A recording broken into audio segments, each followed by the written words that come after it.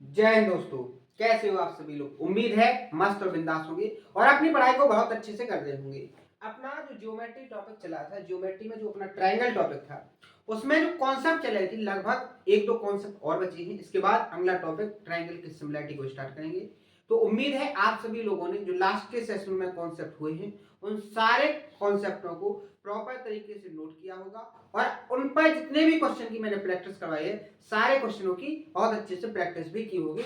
इस तरीके से सारे सेशन आपने जितने हुए हैं, उन सभी सेशनों को बहुत अच्छे से कंप्लीट कर लिया होगा। आज के सेशन में उन सेशनों से आगे जो कॉन्सेप्ट है उनको समझेंगे, उन पर जो क्वेश्चन आए हैं एग्जाम में या आगे आ सकते हैं, किस तरह की लैंग्वेज से क्वेश्चन को क्रिएट किया जाता है, इन सारी चीजों के बारे में डिटेल से डिस्कस करेंगे और सारी चीजों को समझेंगे, फिर उन पर प्रैक्टिस करेंगे और अपने सेशन को फिनिश करेंगे। तो उम्मीद है आप सभी लोग भी उतने ही फोकस के साथ पूरे सेशन को देखोगे, जितनी मेहनत और लगन के साथ, जोश के साथ मैं आपको सेशन कंप्लीट करूंगा। तो आइए, अगर अभी भी कोई ऐसा स्टूडेंट है, ऐसा दोस्त है जिसने लास्ट के सेशन को कंप्लीट नहीं किया है, वो पहले लास्ट के सेशन को जरूर कंप्लीट कर ले, क्योंकि जियोमेट्री में एक कॉन्सेप्ट समझने के लिए रिदम जरूरी होता है। अगर आपका रिदम टूटता है तो आपको आगे की कॉन्सेप्ट बहुत अच्छे से समझ में नहीं आएंगे, थोड़ी कठिनाई होगी। और अगर आप एक रिदम से सारी थ्योरम्स, सारे कॉन्सेप्टों को बारी बारी से समझते हुए एक रिदम के साथ आगे बढ़ते हो, तो चाहे कितनी भी डिफिकल्ट थ्योरम आपको समझाई जाए, आपको तुरंत समझ में आएगी और सारी चीजें आपके माइंड में बहुत अच्छे से बैठ जाएंगी। उम्मीद है आप सभी लोगों को वो चीज समझ में आ रही होगी कि मैं आपके लिए क्या कहना चाहता हूं, कि आपको जियोमेट्री में कोई भी सेशन स्किप नहीं करना है। यहां तक कि किसी भी थ्योरम या कॉन्सेप्ट को स्किप नहीं करना है, आपको हर एक तरीके से उसको कंप्लीट करना है। पहले तो उसको समझना है, फिर उसके प्रूफ को समझना है, और प्रूफ को समझने के बाद उस कॉन्सेप्ट को कैसे अप्लाई करें क्वेश्चन पर। जैसे कि अगर आप एग्जाम हॉल में बैठे हो तो उस कॉन्सेप्ट को आप कैसे ऑब्जर्व करोगे कि ये कॉन्सेप्ट इस क्वेश्चन के अंदर है या नहीं है। तो इन सारी चीजों को कैसे अप्लाई करोगे, ये सारी चीज मैं आपको बता रहा हूं। तो आपको सारी चीजों को बहुत अच्छे से ऑब्जर्व करना सीखना है, तभी जाके आप एक एग्जाम के हॉल में अपने क्वेश्चन को 100% एक्यूरेसी के साथ सॉल्व कर पाओगे टाइम के अंदर। बात समझ में आई। तो अपना जो लास्ट का सेशन हुआ था, उसमें शायद अपने जो क्वेश्चन थे वो 31 नंबर तक के क्वेश्चन सॉल्व हो चुके थे। आज यहां से आगे बढ़ेंगे और यहां से आगे के कॉन्सेप्टों को समझेंगे और क्वेश्चनों की प्रैक्टिस करेंगे। तो सबसे पहले क्वेश्चन 32 को थोड़ा अभी रोकते हैं, 32 को आगे बताएंगे, इसमें एक कॉन्सेप्ट है। उसके बाद सबसे पहले आप करो 33वें क्वेश्चन को। 33वें क्वेश्चन में आपको डायग्राम और क्वेश्चन की लैंग्वेज देखकर थोड़ी हड़बड़ी जरूर होगी, लेकिन बहुत ही आसान क्वेश्चन है। जैसे आप देखोगे, आप इस क्वेश्चन को पढ़ोगे तो देखो क्वेश्चन में क्या कहा गया है कि यदि एबीसीडी एक वर्ग है, ठीक है, एबीसी एक स्क्वायर है। अगर स्क्वायर है तो इसकी जो चारों साइड होगी वो कैसी होंगी, इक्वल लेंथ की होंगी। इतनी बात तो आपको समझ में आ गई स्क्वायर से। आगे जैसे ही आप बढ़ोगे, डीईसी एक समबाहु त्रिभुज है, ठीक है, डीईसी एक क्या है, समबाहु त्रिभुज। तो जितने डीसी की लेंथ है उतनी ही डीई की लेंथ होगी और उतनी ही किसकी लेंथ होगी, उतनी ही आपकी सी की लेंथ होगी। बात समझ में आई। यानी कि ये तीनों साइड आपकी कैसी हो जाएंगी, इक्वल लेंथ की हो जाएंगी। बात समझ में आई। आगे और बढ़ोगे तो डी ए ई का आपको क्या बताना है, वैल्यू बताना है, डी ए ई, यानी आपको इस एंगल की वैल्यू को फाइंड करना है। आप इस एंगल की वैल्यू को कैसे निकालोगे, ठीक है। ये तो आपका हो गया क्वेश्चन। अब आप निकाल कैसे पाओगे, आप इस एंगल को कैसे निकाल पाओगे। आपको एक चीज यहां ऑब्जर्व हुई होगी कि ये जो एंगल है वो इस ट्रायंगल का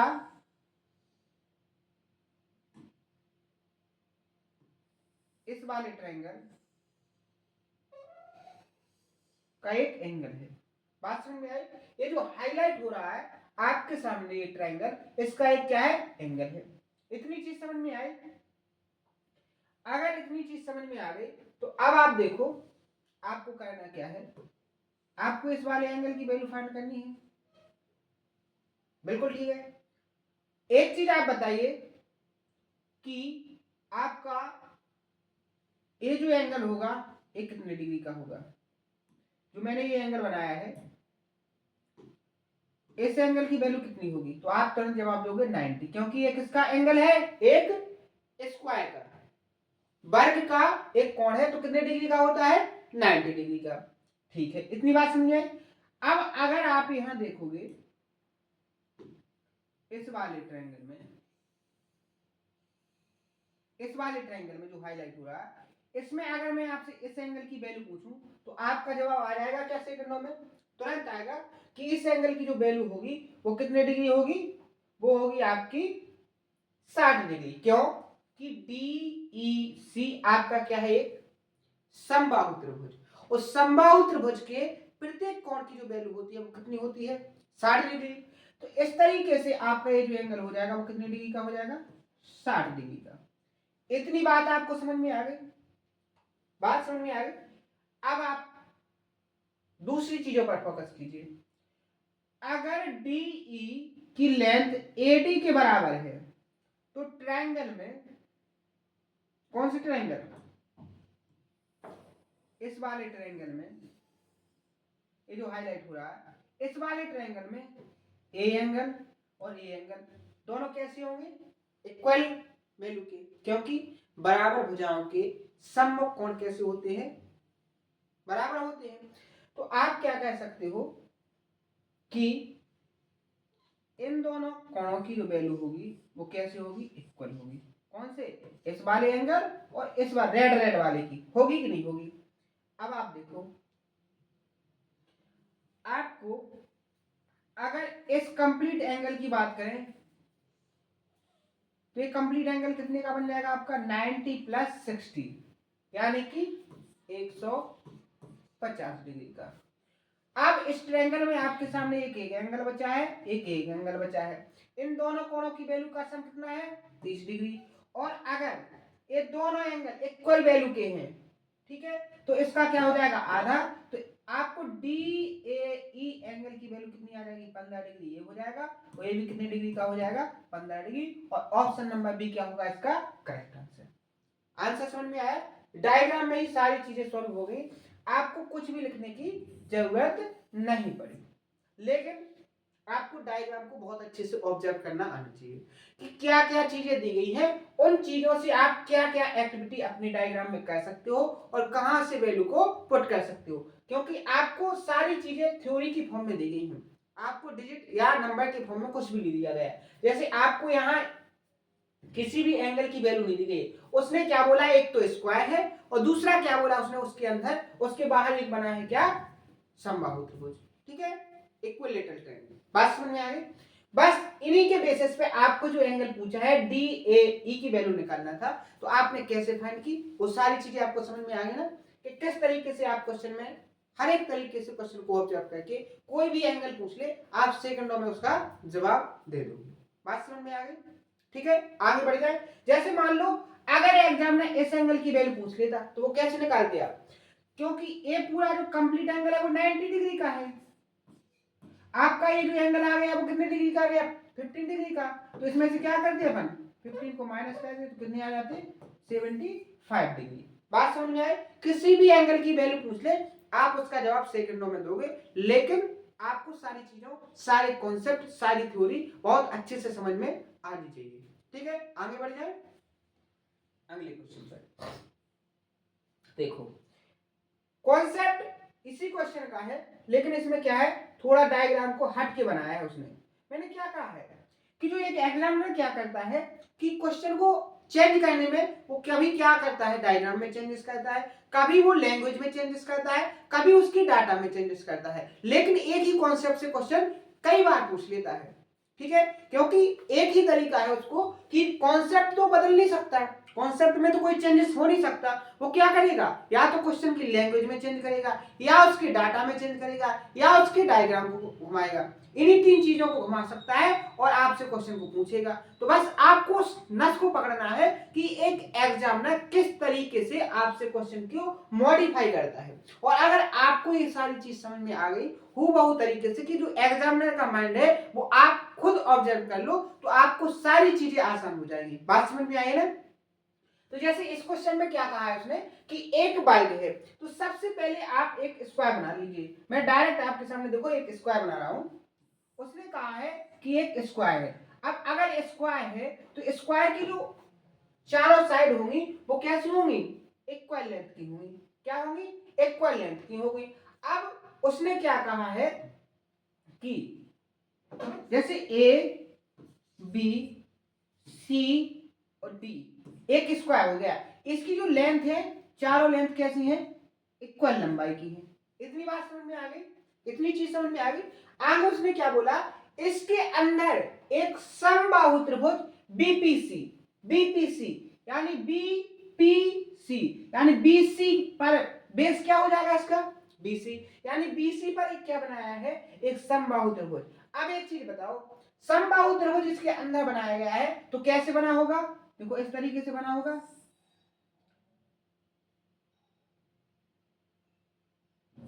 इस तरीके से बना होगा कि नहीं, ठीक है। ये आपका यहां पर क्या हो जाएगा, आपका पी हो जाएगा कि नहीं। जितनी लेंथ बीसी की है उतनी ही लेंथ बीपी की हो जाएगी, उतनी ही लेंथ सीपी की हो जाएगी, क्योंकि ये जो ट्रायंगल बन रहा है इसके अंदर वो कैसा होना चाहिए, समबाहु त्रिभुज। एक कंडीशन आपको क्वेश्चन में दी गई है। इतनी चीज समझ में आ गई। आगे पढ़ो क्वेश्चन। आगे क्वेश्चन में क्या कहा है कि आपको एंगल एपीडी, एपीडी यानी अब उसने और क्रिएटिविटी की है। उसने क्या काम किया है, देखो उसने एक और क्रिएटिविटी दिखाई है कि इसको देखो P को A से मिलाया, क्या किया उसने, और इसको यहां मिलाया इस तरीके से। और उसने क्या पूछ लिया आपसे, ये अगर आपका P हो गया, यहां जो पॉइंट है ये क्या हो गया आपका P, इस तरीके से। अब उसने APD यानी उसने इस एंगल की वैल्यू को फाइंड करने के लिए कहा है। अब आप इस वैल्यू को कैसे फाइंड करोगे, जो मैंने अभी क्वेश्चन समझाया है सेम उसी कॉन्सेप्ट से आप इसको निकाल सकते हो, बस चीजें थोड़ी आपको ऑब्जर्व करना है। एक चीज बताइए, अगर बी पी सी आपको एक इक्विलेटरल ट्रायंगल दिया है तो इसके तीनों एंगल कितने डिग्री डिग्री के होंगे, प्रत्येक एंगल 60 डिग्री का होगा कि नहीं होगा। तो आप यहाँ इस एंगल की वैल्यू फाइंड कर सकते हो, कितने डिग्री हो जाएगी, 60 डिग्री। बात समझ में आ गई, बात समझ में आई है। अब आप एक यहाँ बात देखिए, अगर ये 60 डिग्री का हो गया तो आपका ये जो एंगल बचेगा वो कितने डिग्री का बचेगा, 30 डिग्री का, क्योंकि कंप्लीट जो एंगल बनेगा वो 90 डिग्री का। अगर इतना एंगल कितने का है, 60 का, तो ये कितने का बचेगा, 30 डिग्री का। इसी तरीके से ये वाला एंगल जो कितने डिग्री का बचेगा आपका, 30 डिग्री का। इतनी बात आपको समझ में आ गई, इतनी चीज आपको बहुत अच्छे समझ में आ जानी चाहिए। अब दूसरी चीज पर फोकस करो, आपको यहां से पी सी और सी से डी ये दोनों लेंथ कैसी दी गई है, इक्वल लेंथ की। तो इनके आमने सामने का ये एंगल और ये वाला एंगल क्या बनेगा, इक्वल वैल्यू का, इक्वल इक्वल वैल्यू की। अगर इस ट्रायंगल देखो, इस वाले ट्रायंगल में देखो, इस वाले ट्रायंगल में देखोगे एक एंगल आपको 30 डिग्री का है और ये दोनों इक्वल इक्वल वैल्यू के हैं। तो अगर मैं आपसे पूछूं कि इन दोनों वैल्यू का सम क्या होगा, तो आपका तुरंत जवाब आएगा कि 30 को 180 से माइनस कर दो तो आपकी वैल्यू कितनी आ जाएगी, 150। यानी कि इन दोनों कोणों की वैल्यू का जो सम होगा वो कितना होगा, 150। अगर प्रत्येक कोण की बात करेंगे तो 150 का आधा, यानी आपका ये जो एंगल निकल के आएगा वो कितने डिग्री का आ जाएगा, 50 डिग्री, 75 डिग्री का। बात समझ में आ गई।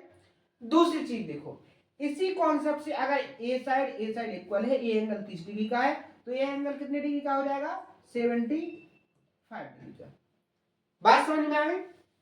अब देखो ये चीज आपने क्यों निकाली, ये जो मैंने आपके सामने तीनों एंगल निकाल दिए, ये क्यों निकाली, क्योंकि आपसे एग्जामिनर ने इस एंगल की वैल्यू पूछी है और इस एंगल की वैल्यू को निकालने के लिए आपके पास दो ही रास्ते थे कि आप क्या करो कि आपको ये तो एंगल मिल गया, ये वाला एंगल तो मिल गया कि इक्विलेटरल ट्रायंगल का प्रत्येक एंगल कितने डिग्री का है, 60 डिग्री का, ये तो मिल गया।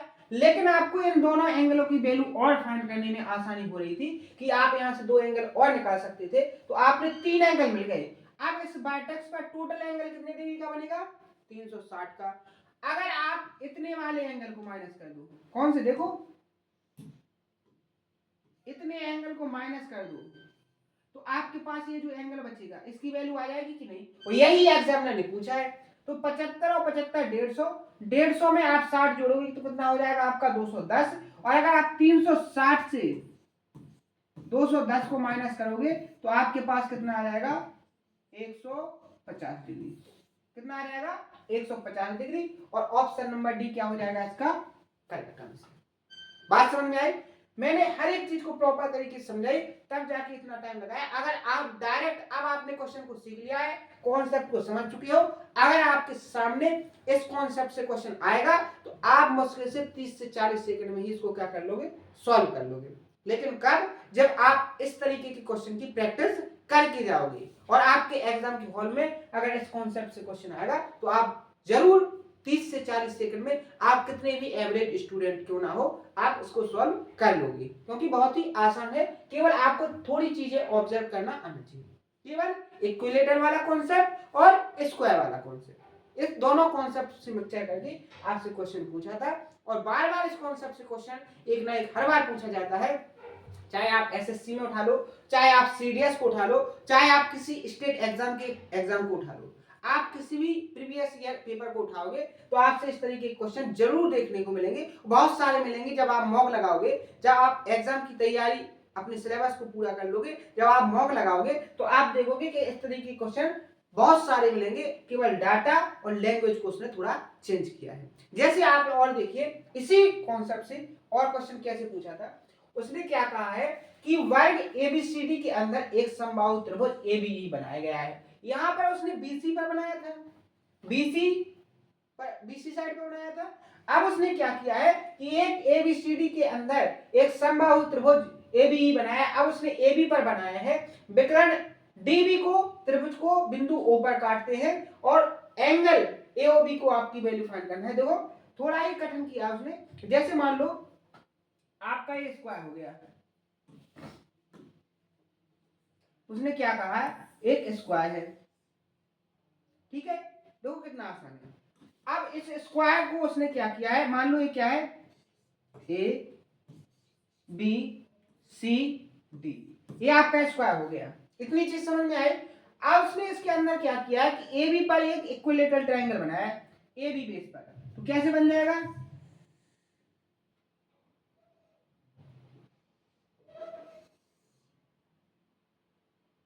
इस तरीके से बन जाएगा कि नहीं, ए बी ई, यहां पर क्या हो जाएगा ई, हो जाएगा कि नहीं हो जाएगा। अब एक चीज और उसने किया है, क्या उसने क्या काम किया है कि विकर्ण बी डी और खींचा है। तो विकर्ण देखो इस तरीके से उसने क्या किया है, एक स्क्वायर का विकर्ण निकाला है। क्या निकाला है, विकर्ण निकाला है। अब आपको ये जो काट रहा है इस त्रिभुज को पॉइंट ओ पर काट रहा है। कहां पर काट रहा है, पॉइंट ओ पर काट रहा है। अब आपको जो वैल्यू निकालनी है वो वैल्यू किसकी निकालनी है, ये जो पॉइंट है, इस पॉइंट को क्या बोला उसने कि ये एक दूसरे को कहां पर काटते हैं, ओ पर काटते हैं। अब उसने ए ओ बी यानी इस एंगल की वैल्यू आपको बताना है, इस वाले एंगल की वैल्यू आपको फाइंड करनी है। कैसे निकालोगे, बिल्कुल आसान है, बिल्कुल सिंपल है। लेकिन आप यहां देखो कैसे, अगर ए ई बी आपका एक इक्विलेटरल ट्रायंगल है, समबाहु त्रिभुज है, तो आपका भी एक एंगल होगा, एक कितने डिग्री का आ जाएगा, 60 डिग्री का आ जाएगा कि नहीं आ जाएगा। एक चीज निकाल सकते हो। अब एक चीज आपको आना चाहिए कि अगर कोई स्क्वायर है, अगर कोई स्क्वायर है, क्या है स्क्वायर, तो स्क्वायर का जो विकर्ण होता है वो एंगल को कैसा कहता है, एंगल बाइसेक्ट कहता है, यानी कि बराबर दो कोणों में डिवाइड करता है। अगर कंप्लीट एंगल 90 डिग्री का है तो वो कितने डिग्री पर बांटेगा, 45 डिग्री का। तो आपका ये बीडी क्या है, विकर्ण, ठीक है। तो ये एंगल यहां जो बनेगा वो कितने डिग्री का बनेगा, 45 डिग्री का बनेगा कि नहीं बनेगा। इतनी बात समझ में आ गई कि नहीं आ गई, बिल्कुल आ गई होगी। अब आप देखो चीजें बिल्कुल आसान हो गई हैं। अब आप यहां देखो, अगर ट्रायंगल कौन से, अगर आप ट्रायंगल इस वाले में, अगर आप इस ट्रायंगल को देखो जो हाईलाइट हो रहा है, अगर इस ट्रायंगल को देखोगे आप, तो आप यहां क्या देखोगे कि आपको इस ट्रायंगल के दो एंगल पता चल गए, तीसरा एंगल आप खुद से निकाल सकते हो। कैसे? कि तीनों एंगलों का सम क्या होना चाहिए? 180 डिग्री। दो एंगल क्या होगा? 60 और 45, 105। कितने होगा? 105। 180 में से 105 जाएंगे, कितना बचेगा आपका? 75 डिग्री। यानी कि ये जो एंगल आ जाएगा वो 75 डिग्री। और ऑप्शन नंबर सी क्या हो जाएगा इसका राइट आंसर। क्या चेंजेस किया है? दोनों को कंपेयर कीजिए। यहां उसने क्या पूछा था? इस एंगल की वैल्यू। यहां उसने क्या चेंजेस कर दिया कि थोड़ा उसने विकर्ण को निकाल दिया और दूसरे एंगल को पूछ लिया। बात समझ में आई? कॉन्सेप्ट तो सेम लगा, स्क्वायर और इक्विलेटरल एंगल का। बात समझ में आई? यानी कॉन्सेप्ट को चेंज ही कर सकता है एक एग्जामिनर। वो कैसे? लैंग्वेज को और डायग्राम के थ्रू और या डाटा के बेसिस पर। जैसे डाटा को कुछ और दे दे तो उससे भी क्या हो जाएगा? आपका आंसर चेंज हो जाएगा। बात समझ में आई? लेकिन कॉन्सेप्ट आपका एक ही लगेगा। ठीक है, इस तरीके से क्वेश्चन को चेंज किया जाता है। और देखिए क्वेश्चन, जैसे देखो, एक समबाहु त्रिभुज एबी एक वर्ग एबीसीडी की भुजा AB पर बनाया गया है। कहां की? किस ओर? बाहर की ओर। अभी कहां बन रहा था? इस क्वेश्चन में वो बना रहा था अंदर की ओर। अब जो बना रहा है वो कहां बना रहा है? तो बाहर की ओर। तो उसको भी देख लो। भुजा AB पर वर्ग बाहर बनाया गया है। रेखा DE और विकर्ण AC एक दूसरे को बिंदु O पर प्रतिच्छेद करते हैं। ठीक है, तब कोण आपको COD का मान ज्ञात करना है। कैसे करोगे? तो देखो, सबसे पहले तो आप क्या बना लो? स्क्वायर।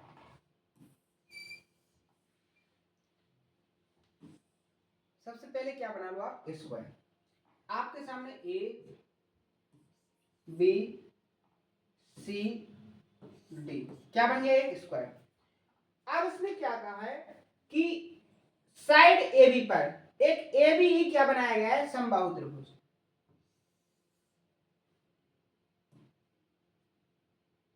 ठीक है,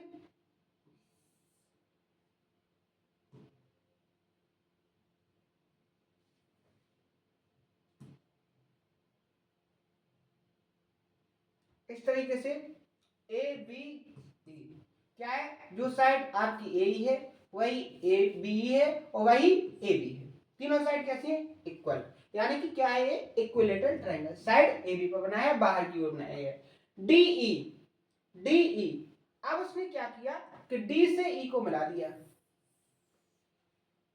यहां।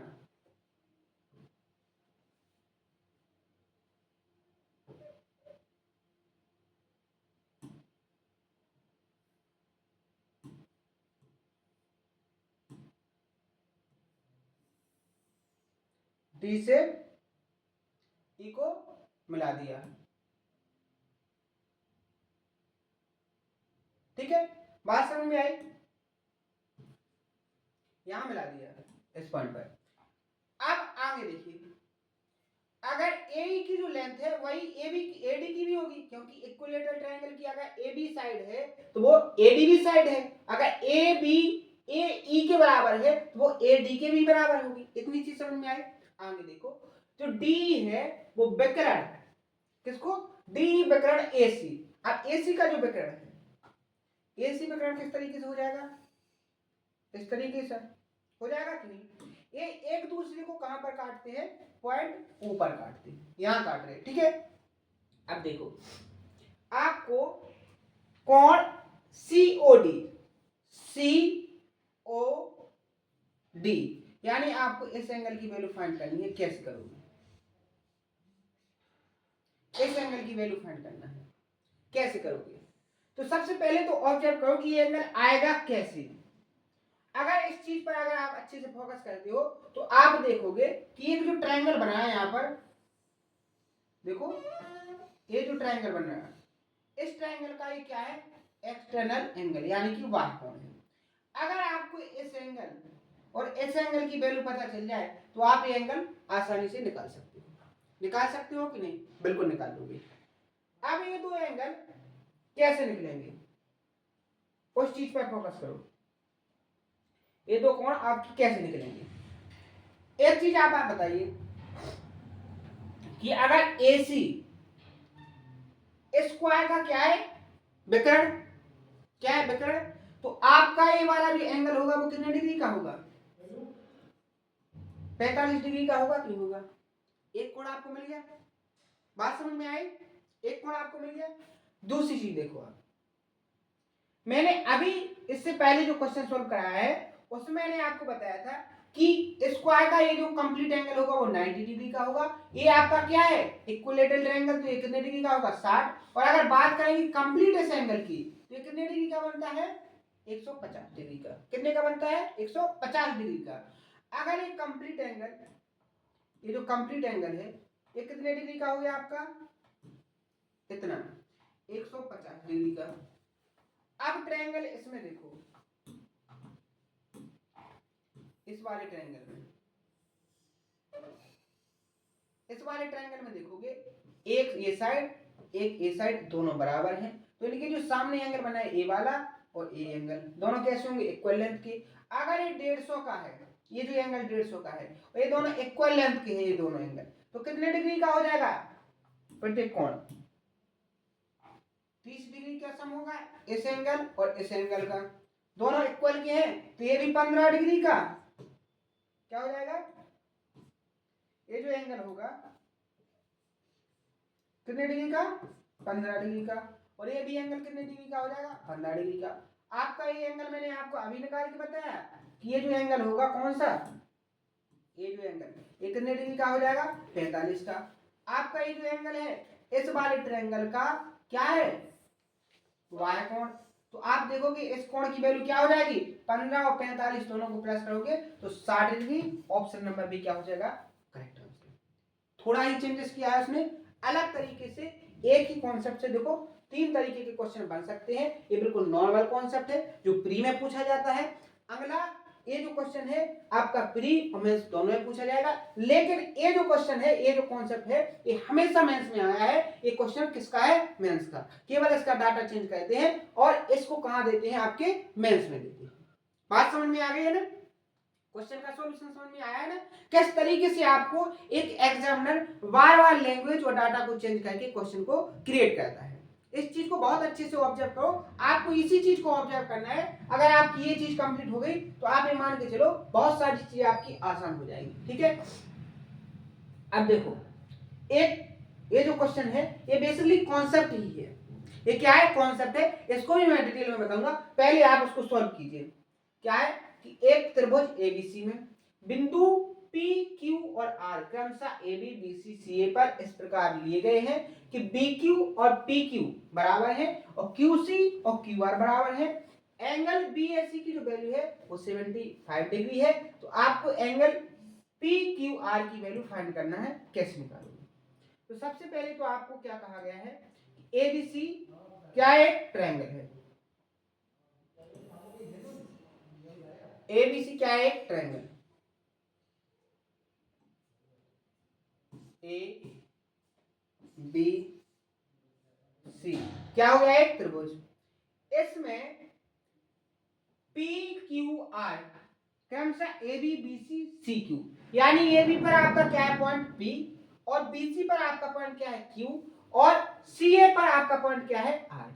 लेकिन वो कैसे लेना है कि बी क्यू के बराबर क्या होना चाहिए, बी क्यू कहां पर आएगा आपका बीसी पर और आपका पी क्यू कहां पर आएगा, देखो बी क्यू और पी क्यू यहां से यहां देखो यहां तो बीसी पर आपका क्या आ गया क्यू, ए बी पर आपका क्या आएगा यहां पर पी। ठीक है, अगर आप इसको मिलाओ, आप इसको मिला दो, ठीक है, तो इस तरीके से बन जाएगा कि नहीं। अब उसने क्या कहा है बी क्यू, बी से क्यू और पी क्यू ये दोनों लेंथ कैसी है इक्वल, कैसी है इक्वल। बात समझ में आई। दूसरी चीज देखो, अब उसने क्या कहा है कि क्यू सी, क्यू से सी और क्यू आर इस पर क्या है आपका आर। अब उसने इसको मिलाया, ठीक है। अब आपका क्या हो गया यहाँ पर आर सी के बराबर क्या हो जाएगा यहाँ पर, देखो क्यू आर के बराबर, सॉरी देखो यहाँ पर क्यू आर के बराबर आपका क्या हो रहा है यहाँ पर क्यू सी, क्यू आर और क्यू सी दोनों कैसे हो जाएंगे इक्वल लेंथ के। और आपका ये जो एंगल है वो कितने डिग्री का हो जाएगा यहाँ पर 75 डिग्री का। बात समझ में आई? इतनी चीज अगर आपको समझ में आ गई तो आप देखो आपको जो निकालना है वैल्यू वो किसको P Q D P Q are, आपको इस एंगल की वैल्यू फाइंड करना है। तो सबसे पहले तो इसका समझो बेसिक तरीका कि इसको बेसिक से कैसे सॉल्व करेंगे, फिर मैं इसके पीछे का लॉजिक आपको बताऊंगा जिससे आप सेकंडों में इसको सॉल्व करोगे। कैसे? एक चीज बताइए, अगर मैंने इस एंगल को क्या मान लिया, आपको अल्फा मान लिया, ये तो आपका क्या होगा क्यू। अगर मैंने ये अल्फा मान लिया तो इसके सामने का ये वाला जो एंगल होगा ये भी अल्फा हो जाएगा क्यों? बराबर भुजाओं के सामने के कोण बराबर। ठीक है। दूसरी चीज, अगर मैंने इस वाले एंगल को बीटा मान लिया तो इसके सामने वाला जो ये कोण होगा ये क्या होगा आपका बीटा होगा क्यों होगा? बात समझ में आई?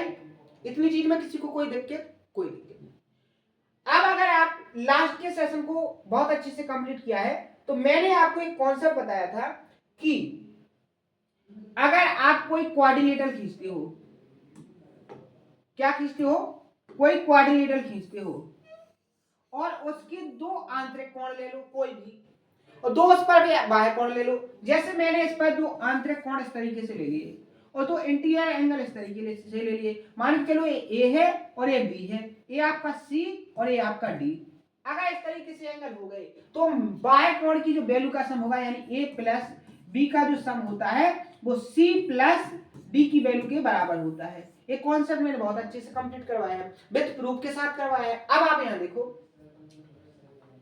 आपको यहां एक चीज नजर आ रही, यहां देखो ये आपको एक कोऑर्डिनेटर नजर आया, बिल्कुल आया होगा। इस पर एक एंगल और एक एंगल, ये क्या है आपके एक्सटर्नल एंगल, ये दो आपके क्या हो जाएंगे इंटरनल एंगल। यानी कि इस एंगल मान लो आपका ये जो एंगल है ये थीटा है, क्या है थीटा है। तो जो 75 डिग्री प्लस थीटा की वैल्यू होगी वो किसके बराबर होगी, अल्फा प्लस बीटा के बराबर होगी कि नहीं होगी? बात समझ में आई? कॉन्सेप्ट यहां से इतनी चीज समझ में आ गई। अब देखो क्वेश्चन कैसे सॉल्व होता है। देखो प्रॉपर तरीके से जब आप चीजों को बार बार रिवाइज करोगे, बार बार प्रैक्टिस करोगे, तभी ये सारी चीजें आपको ऑब्जर्व होंगी। अगर आप सोचो कि डायरेक्ट आपको ये सारी चीजें आ जाए तो कभी संभव नहीं है, कभी नहीं आएंगी। लेकिन अगर आप बार बार इसकी प्रैक्टिस करोगे तो बहुत अच्छे समझ में आएंगी। ठीक है। आप यहां देखो, आप यहां देखो, अब आपको यदि तीन आपको क्या है, तीन ऐसी वेरिएबल है जिनकी वैल्यू आपको पता नहीं है, लेकिन आपको दो वेरिएबल की वैल्यू फाइंड बहुत अच्छे से पता है। आप यहां देखो इस वाले ट्रायंगल में, कौन से त्रिभुज में, इस त्रिभुज में आप अगर देखोगे बहुत अच्छे से देखोगे, अगर आपकी सोचने की क्षमता बहुत अच्छी है, अगर आपका ये एंगल कितने डिग्री का है 75 डिग्री का है, तो ये जो एंगल अल्फा है ये जो एंगल बीटा है, इन दोनों एंगल की वैल्यू का सम क्या बचेगा 105 डिग्री बचेगा कि नहीं बचेगा? कैसे? त्रिभुज के तीनों कोणों की जो वैल्यू होती है उनका जो सम होता है वो कितना होता है आपका 180 डिग्री। जब 75 को उससे माइनस करोगे तो कितना आ जाएगा आपको 105 डिग्री। बात समझ में आई? यानी जो अल्फा प्लस बीटा की वैल्यू होगी वो कितनी हो जाएगी आपकी 105 डिग्री। क्या हो जाएगी 105 डिग्री। तो आप यहां पर क्या लिख सकते हो, आप यहां पर क्या लिख सकते हो, अल्फा प्लस बीटा की जगह आप लिख सकते हो 105 डिग्री। आपको थीटा की वैल्यू फाइंड करनी है, तो थीटा बराबर क्या हो जाएगा 105 में से 75 जाएंगे तो कितने बचेंगे आपके 30 डिग्री। और आपका जो आंसर होगा वो सेकंडों में ऑप्शन नंबर बी क्या हो जाएगा करेक्ट आंसर। बात समझ में आई? कितना आसान है। लेकिन चीजें आप कहां से कैसे ऑब्जर्व करते हो ये आप पर डिपेंड करता है कि आप कितनी जल्दी चीजों को ऑब्जर्व करते हो। मैं सारे तरीके आपको फॉलो करवाता हूं कि कहां से किस चीज को सबसे पहले ऑब्जर्व करना है, तभी जाके आपका आंसर सेकंडों में आएगा। अगर आप वही चीज बेसिक से करते हो तो आपको थोड़ा कठिन हो सकता है। अब एक चीज समझो, मैंने आपसे बोला था ये तो आपका तरीका क्या हो गया बेसिक, ये तरीका आपका क्या हो गया बेसिक। अब आपने किसके बारे में फॉर्मूला स्ट्रक्चर इन चीजों के बारे में समझा है ना, बहुत अच्छे से जानते हो ना। कैसे देखो जैसे फॉर्मूला की बात करें,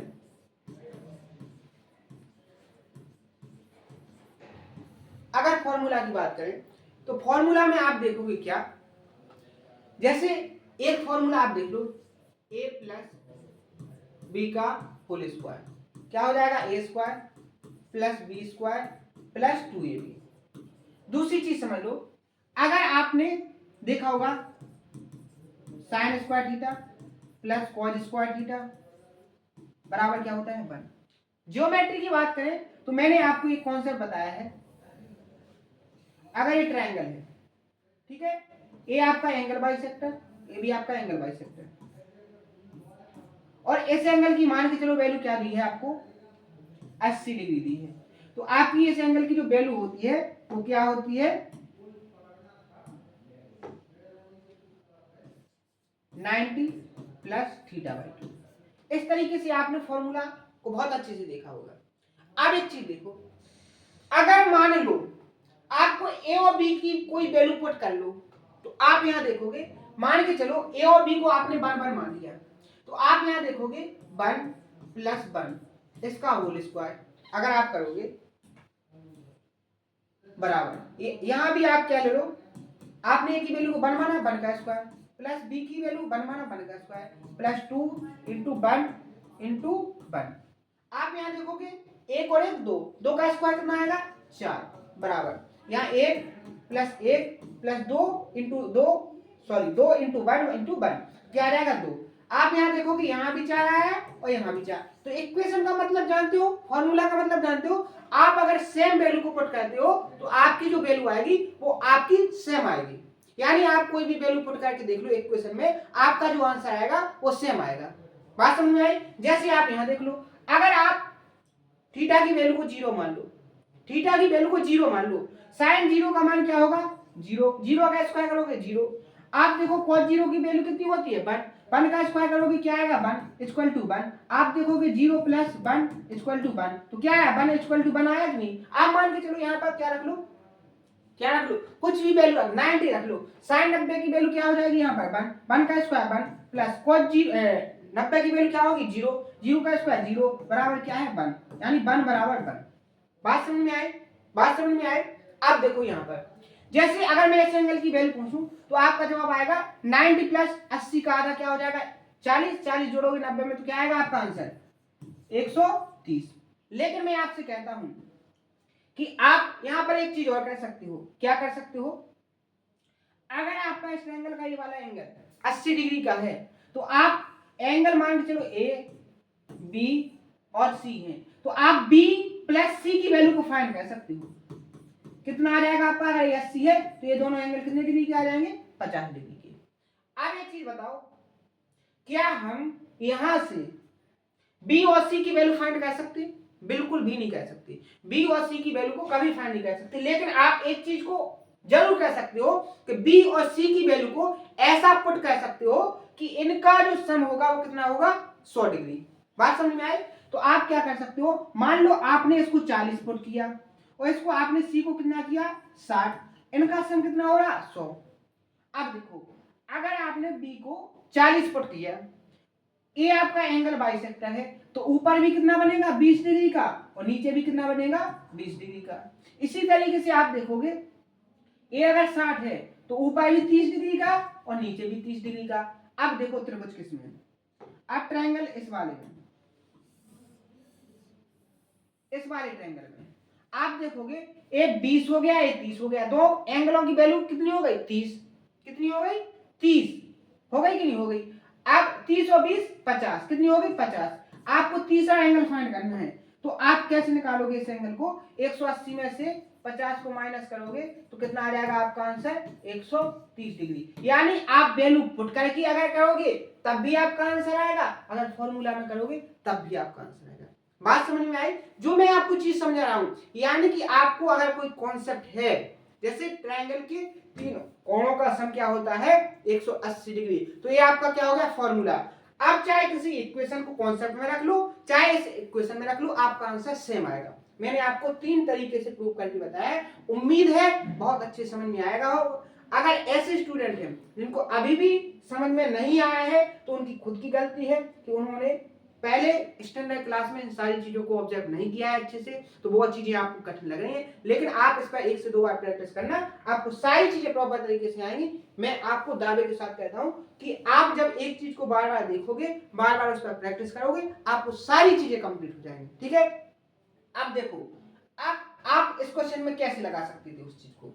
देखो अभी आपने इसको अल्फा और बीटा पुट किया था, अब आप इसको क्या करो, देखो जो मैंने आपको कॉन्सेप्ट बताया उस कॉन्सेप्ट से चलो। अगर ये 75 डिग्री हो गया, 75 हो गया, तो आपका बी और सी की जो वैल्यू है वो कितनी डिग्री हो जाएगी आपकी, बी प्लस सी की वैल्यू 105। अब बी और सी में से आप किसी भी एक वैल्यू ऐसा ले लो, बी और सी की ऐसी वैल्यू ले लो जिनका सम क्या हो जाए 105। कितना हो जाए 105। तो आप यहां देखो, अगर मैंने बी की वैल्यू को 60 ले लिया और सी की वैल्यू को 45 ले लिया, सम कितना बन रहा है 105 बना है कि नहीं बना, बना। अब आप यहां देखो, अगर बी आपका 60 हो गया, अगर एंगल बी आपका 60 हो गया, तो देखो ये किसके सामने है, ए जाए ए वाली साइड और ए वाली साइड कैसी है, इक्वल लेंथ की है कि नहीं है। तो आप यहां देखोगे अगर पी क्यू के सामने की 60 है तो पी क्यू के एंगल इसके सामने का एंगल क्या हो जाएगा 60। आप ट्रायंगल देखो इस वाले में, इस वाले ट्रायंगल में दो एंगल 60 60 के हो गए 120 के, तो आपका ये जो तीसरा एंगल बचा है कितने का बचेगा, 60 का बचेगा कि नहीं बचेगा। ठीक है, बात समझ में आई। अब आप यहां देखो, अगर आपने इस एंगल को 45 माना, तो अगर इस साइड के सामने 45 है तो ये भी क्या हो जाएगा 45। अगर ये 45 45 90 है, क्या है 90, तो ये वाला एंगल कितने डिग्री का निकलेगा 90 का। अब आप यहां देखो, ये इस एंगल की वैल्यू करना है, टोटल जो वैल्यू बनेगी वो कितनी बनेगी आपकी 180 डिग्री। आप यहां देखो 90, टोटल वैल्यू आपकी 180 होना चाहिए, लेकिन यहाँ क्या है 90 प्लस थीटा प्लस 60, यानी थीटा प्लस 150। आप 150 को माइनस करोगे तो थीटा की वैल्यू कितनी आ जाएगी यहाँ से 30 डिग्री। तो यह हो गया आपका डायरेक्ट कॉन्सेप्ट। आप वैल्यू को पुट करके भी आंसर निकालोगे तब भी आपका सेम आएगा। मैंने बेसिक भी बताया, और आप डायरेक्ट वैल्यू पुट करके करोगे तो कैसे आएगा, उस आंसर को भी मैंने करके दिखाया। बात आपको बहुत अच्छे समझ में आ जानी चाहिए, क्योंकि दो तरीकों से मैंने आपको आंसर देने की कोशिश की है और दोनों तरीके बेस्ट है। आपको एग्जाम में दोनों तरीके काम आएंगे और दोनों से टाइम के अंदर ही आपका सॉल्यूशन का आंसर आ जाएगा। बात समझ में आई। अगला एक और इसी टाइप का क्वेश्चन करेंगे, फिर आगे बढ़ेंगे। अब देखो सेम चीज उसने दी है, बस थोड़ा चेंज किया है। उसने क्या किया है कि क्यू एफ इसके बराबर क्या दिया है क्यू डी। ठीक है, आगे उसने क्या किया है डीई के बराबर क्या दिया है डी आर, ये वैल्यू दी है। अब देखो वो क्या कहता है कि R P Q are, sorry देखो यहां क्या है ई, तो डीई के बराबर डी आर। ठीक है, और क्यू एफ के बराबर क्यू डी। ठीक है, अब देखो R P F R P F 62, तो आपको ईडीएफ ये वाला एंगल बताना है। कैसे बताओगे, वही तरीका है, अगर मैं इसको छोड़ भी दूंगा तब भी आप कर लोगे। आप देखोगे अगर ये एंगल आपका 62 डिग्री का है तो क्यू और आर की जो वैल्यू का सम होगा वो क्या हो जाएगा आपका 118 डिग्री। मान लो आपने इस एंगल को क्या मान लिया 100 और इस एंगल को आपने क्या मान लिया 18। ठीक है, तो आप देखोगे इसके साइड ए वाला एंगल और इसके साइड ए वाला एंगल सेम वैल्यू के होंगे कि नहीं होंगे। अगर इस ट्रायंगल में ये एंगल 100 डिग्री का हो गया तो दो एंगलों की वैल्यू कितनी बची सम 80, दोनों बराबर हो जाएंगे। तो आपका ये जो एंगल आएगा वो कितने डिग्री का 40 डिग्री का, ये भी 40 का। इसी तरीके से आप यहां देखो, अगर ये 18 डिग्री का हो गया तो ये दो एंगल बचेंगे, ये कितने के बचेंगे आपके, अगर ये 18 का हो गया तो आपका ये जो वैल्यू बचेगा 180 में से क्या कर दो 18 को माइनस, क्या कर दो 18 को माइनस। तो आप यहां देखोगे 2 6 162 को आधा करोगे क्योंकि सेम वैल्यू के बराबर भुजाओं के सामने कोण कैसे होंगे बराबर, तो क्या हो जाएगा 81। तो आपका ये जो एंगल आ जाएगा वो कितना आ जाएगा 81। आपको इस एंगल की वैल्यू फाइंड करनी है, आप कैसे निकालोगे 40 मान लो ये थीटा है, क्या हो जाएगा 40 थीटा प्लस 40 और 81 क्या हो जाएंगे 120 121 इक्वल टू 180। थीटा बराबर क्या हो जाएगा आपका 180 में से 121 क्या कर दोगे माइनस, क्या बचेगा 9, ठीक है, और 5 59 डिग्री। ऑप्शन नंबर सी क्या हो जाएगा इसका करेक्ट आंसर। कितना आसान है, सारी चीजें प्रॉपर तरीके से समझाएंगे। एक और क्वेश्चन जो मैंने आपको स्टार्टिंग में जब सेशन को स्टार्ट किया था तब मैंने आपको एक क्वेश्चन स्किप करवाया था, उसको और देख लो। 32 नंबर का ये जो क्वेश्चन है देखो, 32 नंबर का क्वेश्चन मैंने आपको स्किप करवाया था। देखो इसको देखो, क्या कहा गया है कि त्रिभुज पी क्यू आर में भुजा क्यू आर और पी क्यू, क्यू आर और पी क्यू पर क्रमशः दो बिंदु एस और टी, ठीक है एस और टी है, इस प्रकार है कि क्यू एस, क्यू से एस और एस से टी, यानी ये और ये दोनों कैसे हो गए बराबर, पी एस और पी आर, पी एस और पी आर, ए वाली साइड और ए वाली साइड दोनों कैसी हैं बराबर।